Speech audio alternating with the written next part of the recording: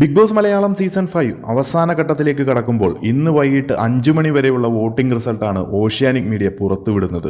എതിരാളികൾ ഇല്ലെന്ന് തന്നെ പറയാം. 5,98,475 വോട്ടുകളുമായി അഖിൽ മാരാർ കുതിക്കുകയാണ് ഒന്നാം സ്ഥാനത്ത്. രണ്ടാം സ്ഥാനത്ത് റിനീഷയാണ് 4,72,336 വോട്ടുകളുടെ അകമ്പടിയോടെ. മൂന്നാം സ്ഥാനം ജുനൈസ് തിരിച്ചു പിടിച്ചിരിക്കുകയാണ് 4,50,428 വോട്ടുകളുടെ പിൻബലത്തിൽ. നാലാം സ്ഥാനത്ത് 4,42,386 വോട്ടുകളുമായി ശോഭ ശക്തമായ മത്സരം കാഴ്ചവെക്കുകയാണ്. അഞ്ചാം സ്ഥാനത്ത് 3,99,786 വോട്ടുകളുമായി ഷിജുവാണ്.